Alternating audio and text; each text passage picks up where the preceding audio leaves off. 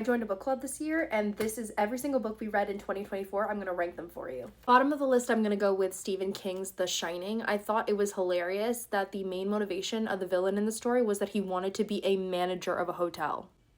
Aim higher, bestie. Next on the list, I'm going to put the Fireborn series. I only have the physical copy of book 1, but books 1, 2, and 3 will also be next to The Shining. So boring. It is not comparable to Fourth Wing. My favorite character died. We have beef. Next on the list, I'm going to put Leather and Lark. This one is about two serial killers who fall in love with each other in a marriage of convenience. Fun, but not as fun as book 1, and not as many trigger warnings, which I'm surprised that I'm attached to. Then we have Finale, which is book 3 in the Caraval series by Stephanie Garber. I thought this was a weird way to wrap up the series. I think there was too much going back and forth between Scarlett and Tella. It fell flat for me. Caraval, I thought this beginning was so whimsical. I thought it was such a good setting, but the romance was not anything spectacular. Then I'm going to put Butcher and Blackwood. If you are the queasy sort, do not mess around with this book, but I thought it was so fun, so entertaining, very Deadpool-like. Legendary, this is book 2 in the Caraval series. This stars Tella and Legend. I thought this plot was a lot better than books 1 and 3. I thought that Tella's point of view was actually very entertaining. Then I'm going to put the famous Throne of Glass.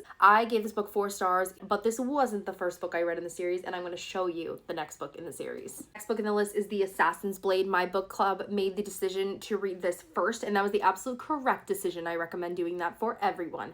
This book was fantastic. It was tragic, it was romantic, it was everything that I wanted, and I've never rooted for a main character so hard as I did in this book. Next on the list, we're going to do Crown of Midnight. This book was so fantastic. I thought it was a great introduction into the plot of the rest of the Throne of Glass series. Sarah J Maas, I know, really picks up as her series go on, and I love the development in this book. So on the list, we have Heir of Fire. Oh my god, the ending of this book had me staring at the wall in silence for a good 5 minutes. And Rowan, duh. Queen of Shadows, the first 5 stars I gave to an individual book in the series. This book was everything. It was action, it was plot, it was romance, it was character development, it was everything that I wanted, and I really felt that the series started cooking once this book finished. Tower of Dawn. I did a tandem read with Tower of Dawn and Empire of Storms, and I gave both of them 5 stars, but this book just wasn't as good as Empire of Storms. The fact that I'm a Cole hater and the fact that I gave this book 5 stars is legendary in my opinion.